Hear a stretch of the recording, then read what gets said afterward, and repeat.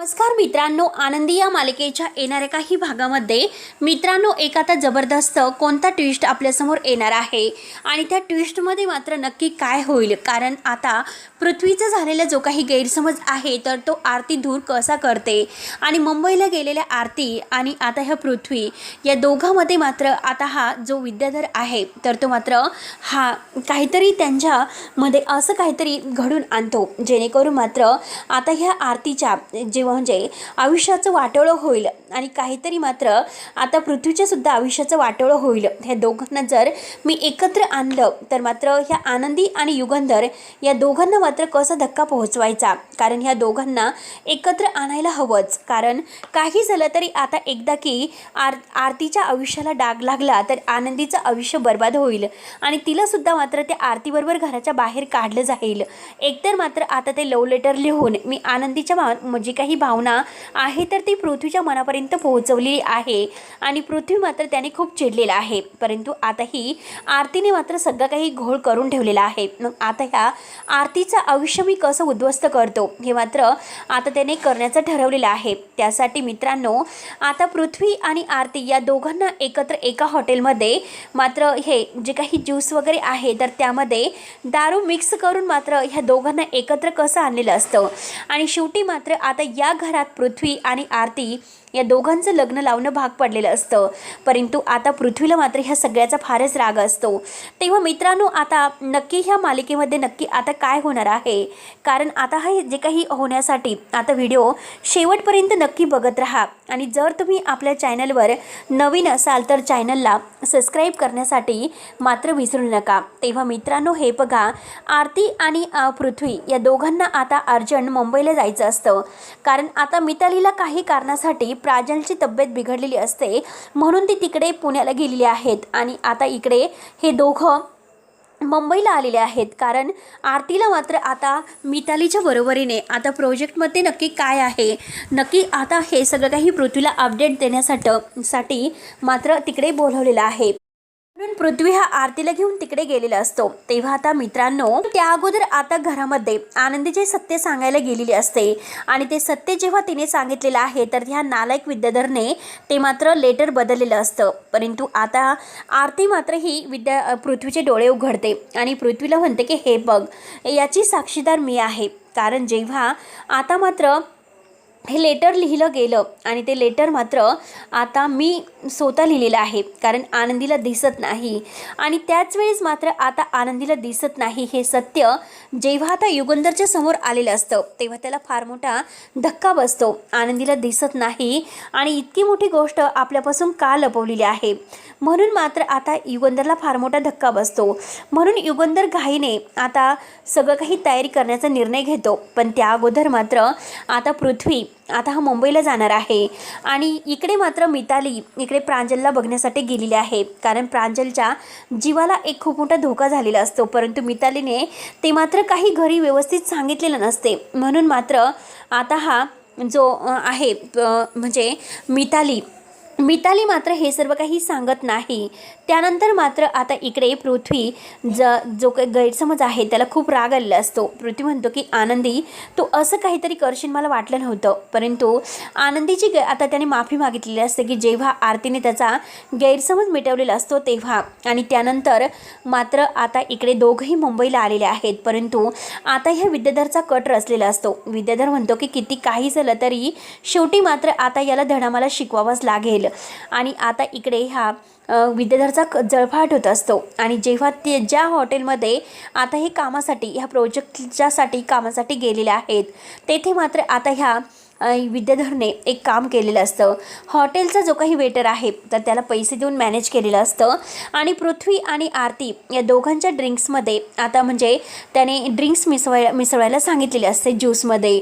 आता दोघंही तेथे हॉटेलवर काम करत असतात आणि तेवढ्यात मात्र ह्या विद्याधरने ज्या वेटरला हे सर्व सांगितलेलं आहे तर तो पृथ्वी आणि आरती या दोघांच्याही ज्यूसमध्ये आता मात्र ड्रिंक्स मिसळून देतो। तेव्हा दोघांना नशा चढलेली असते आणि आता मात्र पृथ्वीला आरती ही अगदी हवेवीसी वाटते आणि त्याच वेळेस मात्र आरती आणि पृथ्वी यांच्यामध्ये आता जे काही व्हायला नको शेवटी ती गोष्ट घडलेली असते आणि हे दोघांना सुद्धा कळत नाही. त्याचे फोटो मात्र आता ह्या विद्याधरने वेटरला काढण्यासाठी सांगितलेले असतात आणि शेवटी मात्र आता ह्या आरतीला आता म्हणजे कोणीच तिच्याशी लग्न तर करणार नाही आणि शेवटी पृथ्वीला मात्र आता हे लग्न तिच्याशी करावं लागेल आणि पृथ्वीचं आयुष्य उद्ध्वस्त होईल. यासाठी मात्र मला हा चान्स आहे म्हणून मात्र विद्याधरने इतकी मोठी आता ही खेळी खेळलेली असते. म्हणून तो मात्र आता ह्या खेळीसाठी अगदी तयारच असतो आणि इकडे मात्र त्याने सगळं काही घडून आणलेलं असतं. पण जेव्हा आता पृथ्वीला जाग येते आणि त्याच वेळेस मात्र तो वेटर आता ते फोटो दाखवतो आणि खूप हसत असतो. तर मात्र पृथ्वीला खूपच राग येतो. पृथ्वी आता तेथेच मात्र त्या वेटरला धरतो आणि त्याला बेदम मारतो की तुझी हिंमत कशी झाली, ऐक तर आमच्या ज्यूसमध्ये काहीतरी तू मिक्स केलं होतं आणि आता हे सगळं झालंच कसं. तेव्हा मात्र आता तो जो काही वेटर आहे तर तो मात्र विद्याधरचं म्हणजे नाव कसं सांगतो, कारण त्याने आता जे काही हे विद्याधरने त्याला म्हणजे ते सगळं काही मॅनेज केलेलं असतं आणि तेथे फोन करून हे सर्व सांगितलेलं असतं आणि तो फोन नंबर मात्र त्याला दाखवलेला असतो आणि तो फोन त्या विद्याधरचा असतो.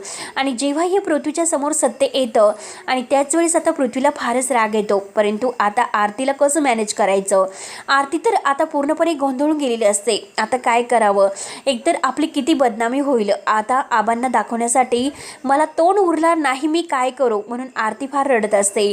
काही झालं तरी आता मला हे सर्व आनंदीताईला सांगावंच लागेल. तेव्हा पृथ्वी म्हणतो की नाही, तू आनंदीला काही सांगू नको, हे फक्त तू काही काळजी करू नको आणि आरती मी तुझ्याशी लग्न करेल. त्यावरती मात्र आता आरती म्हणते की अरे हे कसं शक्य आहे, मी तुझ्याशी लग्न नाही करू शकत. म्हणजे एकतर आनंदीताईच त्या घरामध्ये इतकं म्हणजे असं याच्यात राहते, धमक्यात राहते, तिच्याच जीवाला किती त्रास आहे, मी तुमच्या घरात नाही येऊ शकत. तेव्हा आता पृथ्वी म्हणतो की हे पण काही झालं तरी घरच्यांना मात्र हे सर्व कळायला नको आणि त्या विद्याधरला मात्र आता मी काय धडा शिकवतो हे मात्र आता मी घरी गेल्यानंतरच त्याला सांगतो. त्यानंतर इकडे आता युगंधर आणि आनंदी आंतरराष्ट्रीय पुरस्कार घेण्यासाठी पुण्याला आलेले असतात आणि पुण्याला आल्यानंतर आता तेथे मात्र या कार्यक्रमामध्ये सुद्धा या विद्याधरने काहीतरी खोडा घालण्याचा प्रयत्न केलेला असतो, कारण त्याने सगळ्या पत्रकारांना सांगून ठेवलेलं असतं की ही बाई आंधळी आहे आणि तिला काहीच दिसत नाही. जेव्हा ती स्टेजवर येईल तेव्हा मात्र आता तिला कसं हसायचं, तिची कशी उडवायची हे तुमच्याकडे लागलेलं आहे आणि जेव्हा हिचं सत्य अख्ख्या जगासमोर येईल तेव्हा मात्र आता हे युगंधरचे डोळे उघडतील. म्हणून मात्र आता त्याने इकडे सर्व काही म्हणजे ह्या आपल्या रिपोर्टरला मॅनेज केलेलं असतं. त्यानंतर मात्र आता इकडे आनंदीसाठी युगंधरने छान अशी मस्त जरीची पैठणी आणलेली असते आणि ती पैठणी नेसून मात्र आता ती युगंधरबरोबर जायला निघते. शिल्पाचा फारच जळफाट झालेला असतो. शिल्पाला असं वाटतं की आता ही आनंदी आपल्या युगंधरच्या खूपच जवळ जात आहे आणि समिताची जागा घेण्याचा प्रयत्न करत आहे. परंतु आता मात्र ह्या शिल्पाला आपल्या प्रांजलची काळजी लागलेली असते. ती म्हणते की युगंधर एक काम कर, मी सुद्धा तुमच्या सोबत येते, कारण मला प्रांजलला भेटायचं आहे. त्या निमित्ताने माझं प्रांजलला तरी भेटणं होईल, कारण त्याला बघितल्याशिवाय माझ्या जीवाला काही चैन मिळणार नाही. त्यावरती आता युगंधर म्हणतो की ठीक आहे ताई, तुला यायचंच असेल तर येऊ शकते, आम्ही दोघंही कार्यक्रम अटेंड करतो, तोपर्यंत तू प्रांजलला भेटून घे. आणि शिल्पाला तर हेच हवं असतं. शिल्पा मात्र आता लगेच तयारी करत असते आणि आनंदी युगंधर हे सगळेजण मात्र आता पुण्याला त्या इव्हेंटला जायला निघतात. पण त्या अगोदर प्रांजलला त्यांना भेटायचं असतं. त्यानंतर आता इकडे मात्र पृथ्वीला फार टेन्शन आलेलं असतं की हे सर्व मॅनेज कसं करायचं. एकतर प्रोजेक्टचं काम फार वाढलेलं आहे. तेव्हा तो मात्र आरतीची माफी मागतो. आरतीला म्हणतो की हे बघ आरती, मी तुला माझं नाव द्यायला तयार आहे, कारण तू माझ्याबरोबर लग्न करशील का. आरती ह्या गोष्टीला मान्यता देत नाही. आरती म्हणते की नाही, मात्र मला अगोदर माझे आबा आणि म्हणजे माझी आनंदी ताई यांची परवानगी घ्यावी लागेल, कारण मी त्यांच्या शब्दाच्या बाहेर नाही जाऊ शकत आणि इतकं मोठं पाऊल मी नाही उचलू शकत. त्यानंतर इकडे आनंदी आणि युगंधर मात्र आता तिकडे आलेले आहेत आणि तेथे मात्र दोघांचं छान असं अभिनंदन केलं जातं आणि त्यांना अगदी सगळ्यात शुभेच्छा भेटत असतात. जगातील आता जे काही हे म्हणजे गेट्स आहे तर ते गेट्स आलेले असतात आणि आनंदीचं अगदी छान असं कौतुक करतात. आनंदीने असं काहीतरी ते कमाल करून दाखवलेली असते, जरीही ती आता तिला दृष्टी नसेल पण तिने खास असा जो म्हणजे तेथे एक परफॉर्मन्स करून दाखवलेला असतो आणि तो पण आता युगंधरच्या म्हणजे सोबत आणि एक असं काहीतरी आता ह्या बिझनेसच्या म्हणजे संदर्भात तिने असं काहीतरी कानमंत्र दिलेला असतो. ते ऐकून आता सगळे जे बिझनेसमन आहे तर ते चाक होतात, म्हणजे आश्चर्यचकित होतात, कुणाला काहीच कळत नसतं. म्हणून सगळेजण आता आनंदीचं फारच कौतुक करत आहे आणि आता युगंधरला म्हणतात की खरंच तुम्ही नशीबवान आहात की तुम्हाला आनंदीसारखी बायको मिळाली. म्हणून आनंदीचं भरभरून कौतुक होत आहे. परंतु इकडे आता पृथ्वीला काय करावं तेच काही कळत नसतं. एकतर आनंदीबद्दल झालेला गैरसमज त्याचा दूर झालेला असतो, त्याने माफी मागितलेली असते, पण आता आपण आनंदीला तोंड कसं दाखवायचं, आता आनंदीला नक्की काय सांगायचं. पण त्या अगोदर मात्र मी ह्या विद्याधरला नाही सोडणार, मी त्याची जिरवणार म्हणजे जिरवणारच, कारण त्याने माझं आयुष्य उद्ध्वस्त करण्याचा प्रयत्न केलेला आहे. मी नाही त्याला घराच्या बाहेर काढला तर मी सुद्धा नावाचा पृथ्वी नाही, असे मात्र आता पृथ्वीने ठरवलेलं असतं. तर मित्रांनो मात्र आता इकडे आनंदी आणि युगंधर यांच्या बाबतीत सुद्धा आता नक्की तो काय करतो.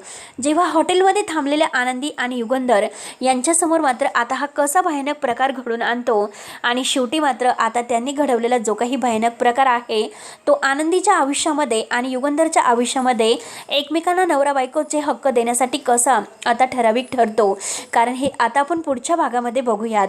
तोपर्यंत मात्र मित्रांनो धन्यवाद.